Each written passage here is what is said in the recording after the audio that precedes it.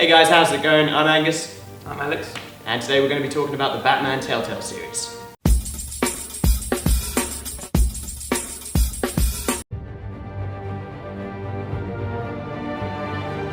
So for those of you who don't recognise the Telltale games so far, Where have you been? Sorry, Yeah. I've been interrupted. So for those of you who haven't seen it, generally they're focusing around all those different games where every action has a different reaction involving, which is going to come up later on in the game as some sort of result or consequence for what you've done. So generally, those can come up as positive or they can be negative, but it's all down to you as a player. So Telltale games, they've come up with different storylines as The Wolf Among Us. They've had the Walking Dead series. Walking Dead series. Yeah, you did that one. And Game of Thrones. Yep, Game of Thrones. Love that one. That was good. And Tales of the Borderland. Yes. Yeah. Yeah. Minecraft and... I just found out about Minecraft today. Yeah? I didn't know they did that one. Yeah. Yeah, it's a Minecraft story mode thing. Yeah. And then the latest one which we have so far is the Batman Telltale series. So, we both played it. We have? We have. And what do we think? I like it. I like that Telltale is not trying to make a superhero story. Sure. They are doing what they always do and just making a drama, an interactive drama. And I think Batman, to me, is not really a superhero. He's sort of, the stories I always viewed them as noir detective crime dramas. Mm-hmm. And I like that they are effectively doing that with Telltale. Yeah, and also with the with starting a new game, they've reinvented the universe once more because they're bringing it back to the beginning. They've got Bruce Wayne just starting off as Batman, and he's being reintroduced to these new characters for the first time. So we've got the classic characters from the comic book series. We've got Batman, we've got Alfred, Penguin's in there as well. Penguin's in there, But he's not quite Penguin yet. Not yet. Not quite. Possibly. He looks more like the one from Gotham. Oh yeah. I forgot. Robin Taylor. Yes, possibly. Lord Robin Taylor. Hopefully this will be edited later on. Yeah. Besides that, we've also got Catwoman. Catwoman shows up. Yes. Harvey Dent, but not Two-Face just yet. Who else? We've got... Oh, and Vicky Vale. And Falcone. And Falcone. In addition to that, you've also got, in comparison to the previous Arkham series games, this is more a linear-based one, so it's all set up into chapters. So you aren't able to come back and do them at any time you want. This is all based out in a chronological order, and again, any of your decisions will have consequences to them. They aren't all bad. Some of them, if you make the right decision, they can have positive outlooks. They can also have negative outlooks. There is that as well. As we'd expect from a Telltale game. Oh yeah, well, it depends on what kind of game you are with these sorts of things. I mean, when it comes to me, I generally want to try and get it right the first time. Yeah. But you do have the option to always go back for it again and edit each chapter which you're playing. That is the problem with these kind of games, because I played Heavy Rain, for example. Yeah. And I got to the end with all 4 characters, and then the last chapter I got one of them killed, and that was just heartbreaking for me. Yeah, I sort of cheated and looked to the wall for it. Moving on. It's disgusting. Alright then, so let's have a think about, with this new game and new storyline, this is focusing around Bruce Wayne and uncovering the secrets behind the Wayne family. This is a new story which hasn't been told in the comics in that detail before, and it's sort of coming across now and unveiling the secret corruption behind the Wayne families. Which I really like, because the Wayne family is probably the most underexplored characters ever. So I really like that they are actually exploring the Waynes and exploring what they were involved in and actually giving a reason for why they were murdered. Is that a spoiler? Well, I'd say we stick a little spoiler alert up now, just to say before we get into chapters 1 and 2. Yeah, and maybe before I said about the Wayne. It should be fine. Okay. Sorry, not sorry. Feel free to criticise us in the comments below if you want. Alright, so let's have a look at pros and cons. What do we think? Well, you said that you like the I like the Wayne family exploration. I also like that they're focusing more on Bruce Wayne. There's not as much Batman in this. Yeah. And I like that they're exploring the human side of Bruce Wayne, past just being a billionaire and a detective. They're actually exploring him as a person. Yeah. And I like that they're exploring the relationship between him and Alfred.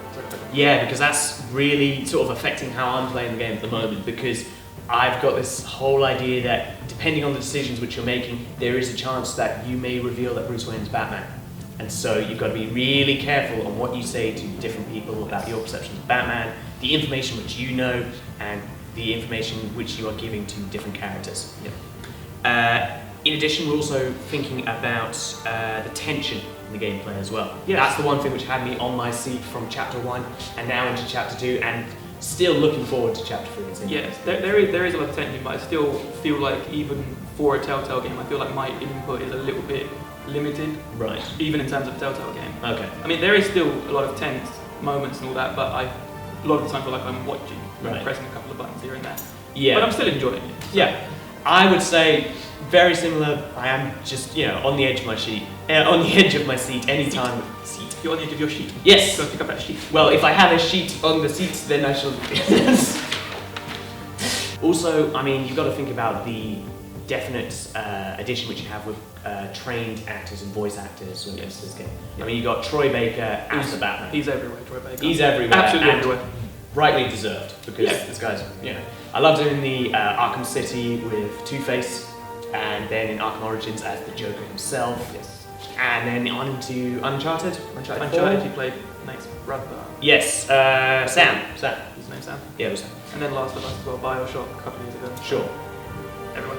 And of course, we also have Laura Bailey, playing as Catwoman, very well known throughout the universe in different roles in both video games, cartoons, and a great addition to this main character. Okay, so let's go over the cons. You mentioned already the whole idea of how it feels a bit too sluggish. Yeah, a little bit. Not slow, just that I feel like my decisions don't matter as much as they did in previous Telltale games, or previous games of this nature. Okay, well, we can look at that in a bit, because There's a few exceptions, obviously. Yeah, well, we'll go through the questions. I mean, we could possibly do like another video when we actually decide, we mention which of the decisions we made for all the critical points in each of the games. So we can do that maybe later on if we've got some time. Sure. Yeah, alright. For me, I think the only con, I mean, I love this game. I'm trying to think of one part which maybe isn't as well known. I'm still quite a newbie to these Telltale games, so maybe that's... I mean, I haven't played many Telltale games. Right. I've played like the first episode of Walking Dead, the first episode of Game of Thrones. Right. But as I said before, I really enjoy these types of games where it's multiple choice and it's story heavy. I love story heavy games. Sure. But as far as cons for this, it's what I mentioned before. I just feel a little bit like my decisions don't impact it as much as they maybe could. Sure. And also, the cops keep shooting everything. That is true. Everything. How many times did you hear Jim Gordon say, "Stop shooting, damn it"? Well, they're scared of Batman, and they're scared of the Penguin, and potentially, papers in the wind. And this is Gotham City. It's a place to be scared, I guess. I think the only con for me is, and it's a really small one because I recognise the opposite options to these sorts of things. But for me, it's the whole digging into the Wayne family's secrets. I like that. And it's the whole idea of suddenly you reveal that the Waynes are suddenly friends with the mafia, or potentially mafia themselves. I think it makes a lot of sense. Well, think about it. Yeah, but again, you don't want to speak ill of the dead fictional character.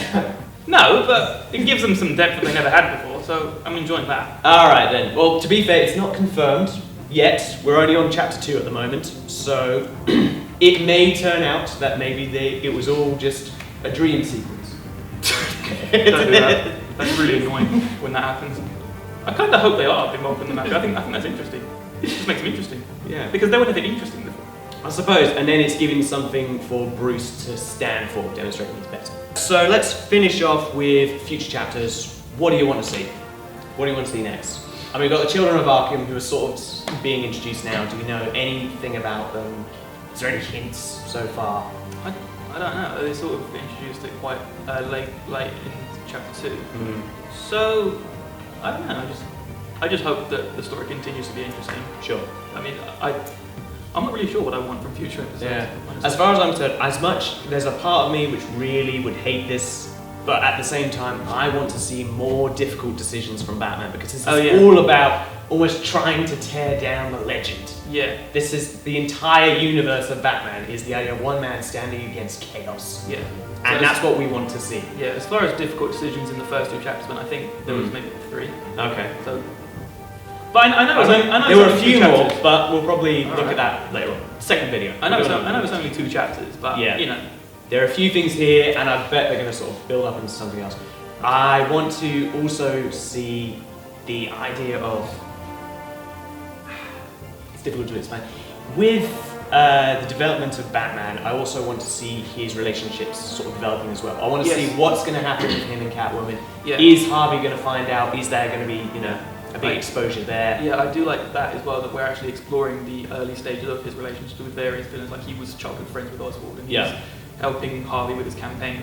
So I like that they're exploring that as well. Yeah, and can we stop events which have happened in the comics from happening now? Because that's one of the things I've been trying to do since the beginning. I want to see if we can stop Harvey Dent from becoming Two-Face.